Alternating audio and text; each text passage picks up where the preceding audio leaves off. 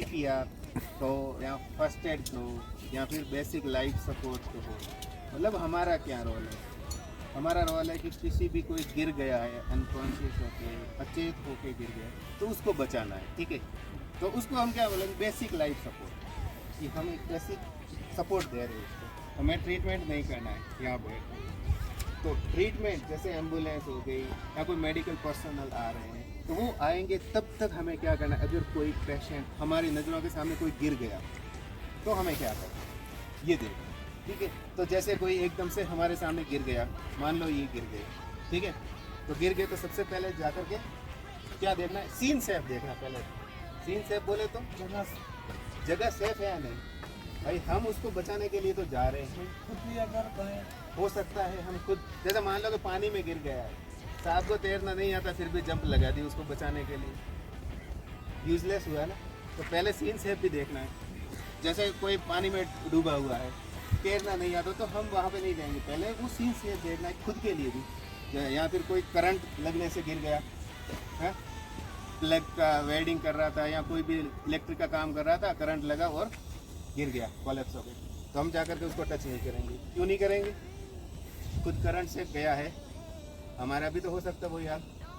तो अगर करंट के कंडीशन में क्या होता है, सबसे पहले पावर सप्लाई बंद करो, जहाँ से करंट है वो आ रहा है, हाँ उसको बंद करो, फिर उसको करो, तो वो होता है सीन सेफ, आपके लिए भी, विक्टिम के लिए भी और सबके लिए भी, कि पहले सबसे पहले सीन को सेफ देखना है कि सीन सेफ है। उसके बाद हम पेशेंट के पास जाए जो गिरा हो, पेशेंट को, क्लाइंट को, आईपी को, विक्टिम को, कुछ भी को, और नाम पता है तो और भी अच्छी बात है, ठीक है। तो सबसे पहले जाकर के क्या देखना है, एक शॉर्ट फॉर्म है RCAB, उस एक सीक्वेंस होता है इस चीज़ का भी, BL ये जो हम CPR दे रहे हैं, एक सीक्वेंस से हम करते हैं तो हमें इफेक्टिव CPR जो भी हम उनको कर रहे हैं फर्स्ट एड, वो इफेक्टिव होता है। अदरवाइज सीक्वेंस नहीं होगा तो इम्बैलेंस हो जाएगा हर चीज़ पे। तो सबसे पहले हम R बोले तो रेस्पॉन्स, जो गिरा है उसका रेस्पॉन्स चेक करना है कि वो कर रहा है या नहीं कर रहा है, उसका जो मूवमेंट, बॉडी मूवमेंट है क्या बता रही है, ठीक है। तो रेस्पॉन्स कैसे चेक करना है, सबसे पहले जाएंगे इनके पास, और ये जो शोल्डर है ना, शोल्डर पर ऐसे करेंगे, अगर नाम पता है तो ठीक है, या फिर इसका नाम के, हेलो अक्षय भाई, ये तो उनसे ही होगा ये बना जाता है, कोई बात नहीं, ठीक है। अगर ये रेस्पॉन्स दे रहा है तब तो है ठीक, अचेत अवस्था में रेस्पॉन्स नहीं देगा, कुछ भी नहीं करेगा, वो बस आंखें बंद है और पड़ा होगा, क्यों बेहोश हो गया। हाँ, अनकॉन्शियस का मतलब वही है कि वो बेहोश हो, है ना। तो यहाँ से हमने अच्छे से पूछा, नहीं दिया, और टाइम ज़्यादा नहीं करना है, बेस्ट, कि भाई बार बार बोल रहे हैं, हाथ हिला रहे हो। पर उससे पहले मैं एक चीज़ और भूल गया कहना आपको, कि जैसे ही गए ना तो ये अचेत है, तो जैसे सेफ्टी हार्नेस पहना हो, टाइट कपड़े पहना हो, तो उसको लूज करना और कंडीशन को देखना है। ज़्यादा कोल्ड है तो कपड़ों को उस हिसाब से, क्योंकि यहाँ ठंडी ज़्यादा है और कपड़े खोल दिए तो वो तो गया ले, ऊपर से बर्फ़ से भी हाल ख़राब कर देंगे। शूज़ कंडीशन अगर ठीक है तो शूज़, अगर वहाँ कोई फ्रैक्चर है, ब्लीडिंग है तो खोलना है, अदरवाइज ठंडी का सीज़न है ना तो वो भी नहीं, इस चीज़ का ध्यान रखें, ठीक है। तो पेशेंट को हमने रेस्पॉन्स चेक किया, नहीं, फिर यहाँ एक नस होती है, अपनी भाषा में हम बोलते हैं नस, हम बोलते हैं मेडिकल में आर्टरी, उसका नाम होता है कैरोटिड आर्टरी, ठीक है। तो यहाँ पे एक आर्टरी होती है, उसको चेक करना है कि भाई खून है वो यहाँ ब्रेन में जा रहा है या नहीं जा रहा, ठीक है। सब यहाँ देख करके चेक कर सकते हो, ऐसे धड़कन चल रही है, सबके चलती है, ऐसा मत सोचना कि मेरे नहीं है, ठीक है, हर एक के दोनों साइड में, जिसका नाम है कैरोटिड आर्टरी, ठीक है। उसको चेक करना, उसको चेक करने का time not more than 10 second, मतलब अगर नहीं मिल रही है तो और अंदर हाथ घुसा के देख रहे, इतना टाइम वेस्ट नहीं करना, 10 सेकंड तक देख लो, अगर मिल रही है ठीक है, नहीं मिल रही है तो छोड़ो। आपको क्या करना है, एक होता है रेस्पिरेशन, इसका ब्रीदिंग पैटर्न चेक करना है कि श्वास ले रहा है या नहीं रहा, क्यों दो चीज़ हम चेक कर रहे हैं ना। इसका नाम भी CPR जो कहते हैं ना, कार्डियक और पल्मोनरी। कार्डियक का मतलब होता है अपना हार्ट, ये मशीन होती है, इसको बोलते हैं कार्डियक। पल्मोनरी का मतलब होता है फेफड़ा, दोनों काम कर रहे हैं या नहीं। अब ये दोनों काम नहीं करेंगे तो आपको पता प्रॉब्लम कहाँ होगी, सबसे मेजर प्रॉब्लम होगी इस 1.5 किलो के दिमाग में, 1.5 किलो होता है दिमाग सबका, ठीक है। इसमें क्यों, इसको खून नहीं जाएगा, और इसको खून नहीं जाएगा तो ऑक्सीजन नहीं मिलेगी, तब जाके आदमी बेहोश होगा। ऐसा नहीं है कि हार्ट बंद हो गया तो आदमी हार्ट से मर रहा है, वो नहीं होता। दिमाग में ऑक्सीजन नहीं जा रही है, सर्कुलेशन नहीं हो रहा ब्लड का तो- ब्रेन में, तो ये कॉन्शियस रहेगा। ठीक है। तो ब्रीदिंग का पैटर्न को कैसे चेक करना है कि वो सांस ले रहा है नहीं। पहले 3 कंडीशन होती थी, लुक, लिसन, फील। लेकिन ये जो बाद में नई गाइडलाइन आई ना, तो लिसन वाला थोड़ा है वो हटा दिया। क्यों हटाया कि इंडस्ट्री में काम कर रहे हैं वर्कर, इंडस्ट्री में बहुत सारी मशीनें चल रही है पहले, तो लिसन का तो कोई साइंस ही नहीं है, हमें सुनाई नहीं देगा मशीनरी की। तो लुक, उसको देखो, ये जो थोरेक्स पार्ट, मतलब ये जो अपना छाती का पार्ट होगा ऊपर हो रहा है या नहीं, सांस ऊपर पता चल जाएगा सांस हो रहा है। और दूसरा अपना ये पीछे की उंगली यहाँ नाक की नोस्ट्रिल के पास थोड़ा सा गरम गरम महसूस होगा पहले तो। जब श्वास बाहर निकलेगा तो अब एहसास होगा कि हाँ श्वास ले रहा है। अगर इन कंडीशन में ये अपने को देख लिया, श्वास भी नहीं ले रहा है और यहाँ से पल्स भी नहीं, तब हमें क्या करना है, start CP, cardio pulmonary research, पूरी फुल फॉर्म है, तो वो स्टार्ट करना है। अब उसको स्टार्ट करने से पहले आपको क्या करना है, सबसे पहले तो उसके बाजू में ऐसे बैठना, ठीक है, और ये हाथ है और दूसरा हाथ है, तो इस तरह से हाथों को इंटरलॉक करना है, लॉक। और जो ये पार्ट है ना, ये पार्ट, इस पार्ट से सीपीआर दो। ऐसा नहीं किया खड़ा है ऐसे ऐसे कर रहे, फॉर्मेलिटी नहीं करनी। जब अगर सीपीआर दे रहे हो तो अपनी जान है वो उनको दे दो बस, हाँ ठीक है। और ये पूरा पावर ये है वो बेंड नहीं होना चाहिए। जैसे हम जब यहाँ से प्रेशर देंगे ना, ऐसे ऐसे नहीं करना, ऐसा करेंगे तब तो कोई इफेक्टिव सीपीआर पड़ेगा कोई इफेक्ट, ठीक है।